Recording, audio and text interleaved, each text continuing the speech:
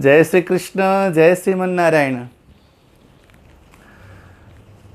सुभाषित पदावलियों में, कोशों में लिखा हुआ है, भाग्यम फलति सर्वत्र न विद्या न च पौरुषम, समुद्र मथनाल लेवे हरिर्लक्ष्मी हरो विषम।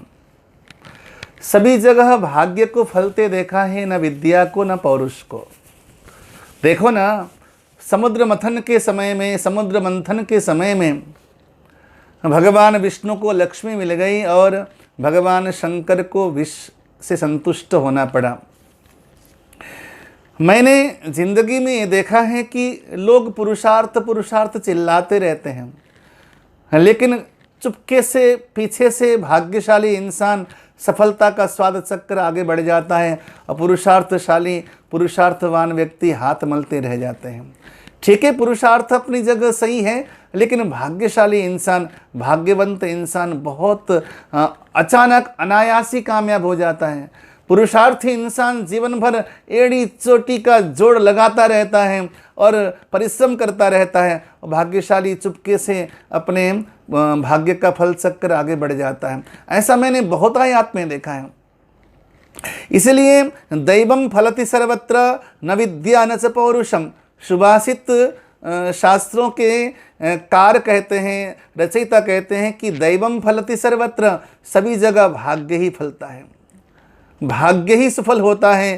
पाषाणस्य कुतो विद्या येन देवत्वमागता। पत्थर के पास कहाँ विवेक है, पत्थर के पास कहाँ पुरुषार्थ है, पत्थर तो कोने में पड़ा रहता है। लेकिन न जाने ऐसे कोई कारीगर, कोई गुरु के हाथ में पड़ जाता है और वो पत्थर देवत्व को प्राप्त कर जाता है, देवता की मूर्ति बन जाता है और सदियों तक दुनिया के सर माथे पे बैठता है। पत्थर, सामान्य पाषाण, देवत्वमागतः, वो देवत्व को प्राप्त कर जाता है। इसलिए उसके पास कहाँ पुरुषार्थ है, कहाँ उसके पास विवेक और कहाँ विद्या है। इसलिए ये स्पष्ट हो जाता है कि इंसान के जीवन में भाग्य बहुत चमत्कार करता है। और मैं कह दूं आगे बढ़ने से पहले, ये भाग्य बनता भी सत्कर्म, सदाचार और सद्धर्म से ही है। शशि दिवाकरयोर ग्रह पीडनम गज भुजंगमयो रपि बंधनम मतिमतां च विलोक्य दरिद्रतां विधिरहो बलवानिति में मतिहीम। सूर्य और चंद्रमा को भी राहु के द्वारा ग्रसित होते देखा गया है।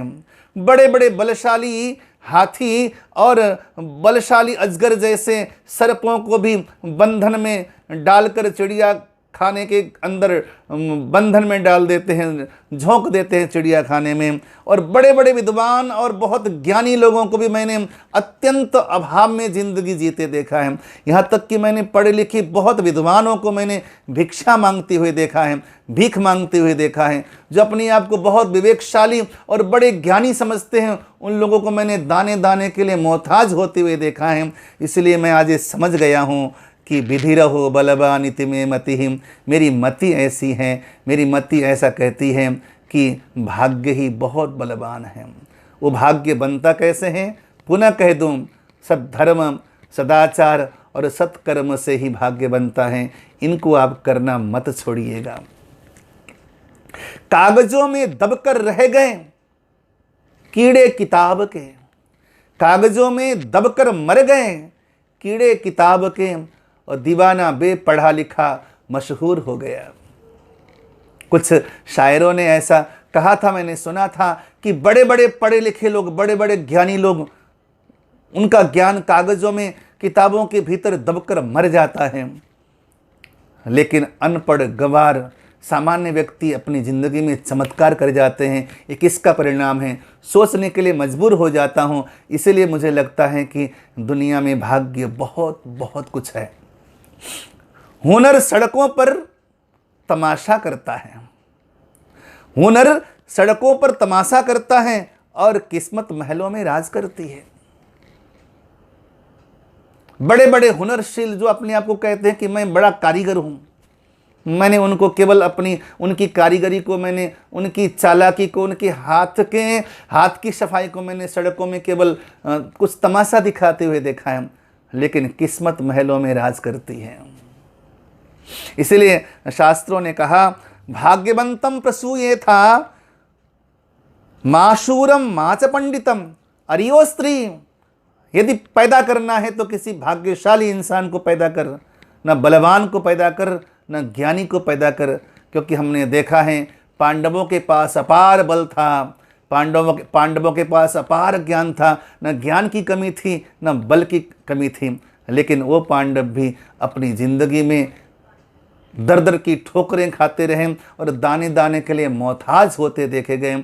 इसलिए हमें लगता है कि ज्ञान ठीक है, बल ठीक है, लेकिन इन सब से बढ़कर अगर दुनिया में कुछ चाहिए तो केवल भाग्य चाहिए। वो भाग्यशाली इंसान मैंने अपनी छोटी सी ज़िंदगी में देखा है कि बड़े बड़े पढ़े लिखे इंजीनियर, साइंटिस्ट जो अपने विषय के पारंगत थे, जो अपने विषय के डॉक्टरेट उपाधि से विभूषित थे, वो सामान्य अनपढ़ गंवार लालाओं के कदमों में, उनके चरणों में गिरकर झुककर प्रणाम करते देखा है मैंने अपनी ज़िंदगी में।